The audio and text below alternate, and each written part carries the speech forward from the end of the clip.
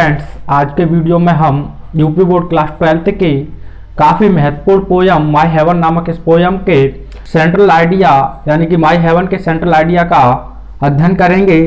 तो फ्रेंड्स, यह UP board 2020-21 की दृष्टि से काफ़ी महत्वपूर्ण है, आप इसे अच्छी तरह से लर्न कर लें। तो माय हेवन, तो फ्रेंड्स इसका हम सेंट्रल आइडिया देखेंगे आज। तो आप इसकी स्टार्टिंग इस प्रकार से कर सकते हैं कि my heaven is an inspiring poem. My heaven is an inspiring poem यानी माय हेवन एक प्रेरणादायक कविता है। आगे लिख सकते हैं in this poem, in this poem यानी इस कविता में रविन्द्रनाथ टैगोर यानी R.N. टैगोर, रविन्द्रनाथ टैगोर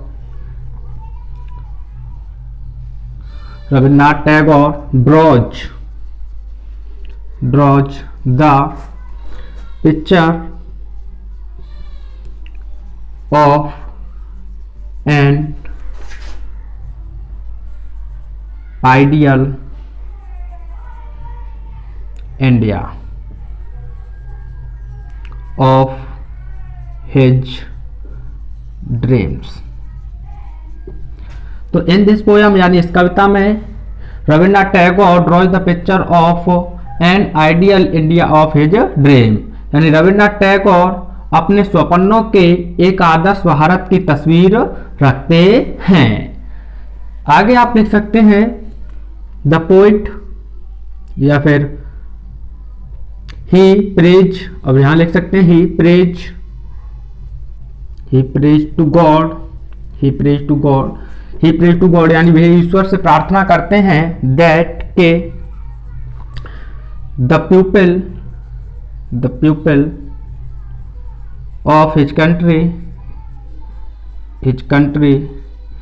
यानी कि उनके देश के लोग, या आप इस ऐसे लिख सकते हैं हिज कंट्री मैन, तो ये ज़्यादा बेहतर रहेगा that the people of his country कि उनके देश के लोग शुड बी फियरलेस निडर हों यानी उनके देश के लोग निडर हों।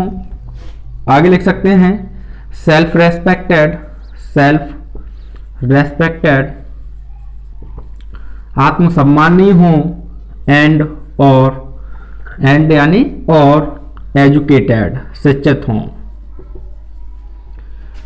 तो ही प्रेज टू गॉड यानी कि जो कवि है रविन्द्रनाथ टैगोर वह ईश्वर से प्रार्थना करते हैं दैट के the people of his country should be fearless, self respected and educated के उनके देश के लोग निडर, आत्मसम्मानीय और शिक्षित होने चाहिए। आगे लिख सकते हैं दे enjoy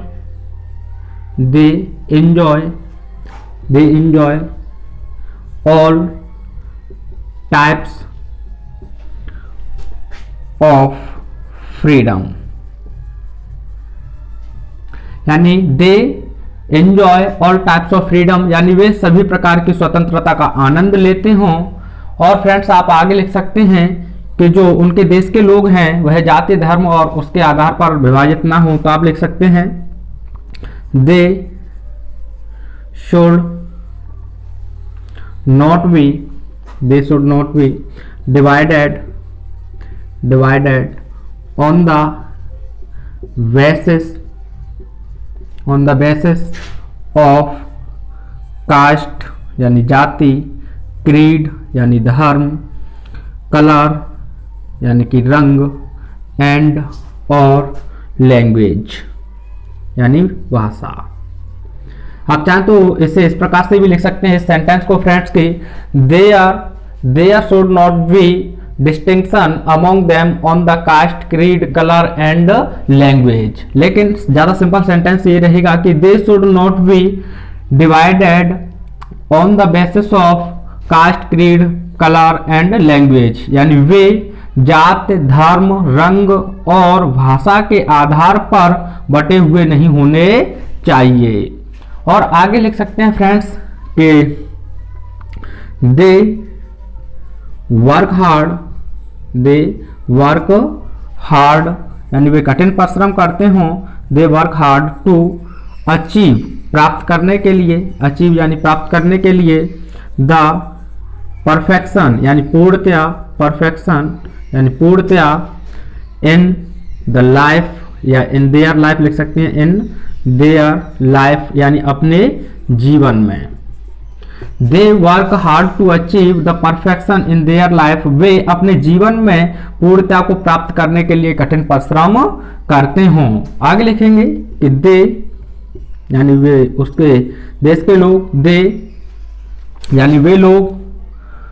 दे फॉलो यानी अनुसरण करते हों, दे फॉलो अनुसरण करते हों। द वे यानी कि मार्ग। ऑफ द ट्रूथ यानी सच्चाई का, ऑफ द ट्रूथ यानी सच्चाई का। अंडर द गाइडेंस, अंडर मतलब के अंतर्गत या के अधीन। गाइडेंस, गाइडेंस माने होता है फ्रेंड्स मार्गदर्शन। Of God, of God. They follow the way of the truth under the guidance of God, वे भगवान के मार्गदर्शन के अंतर्गत सच्चाई के मार्ग का अनुसरण करते हों। आगे लिख सकते हैं फर्दर, फर्दर यानी कि आगे। द पोइट यानी कवि, फर्दर द पोइट यानी आगे कवि या और अधिक आगे कवि। Praise to God, praise to God यानी ईश्वर से प्रार्थना करते हैं।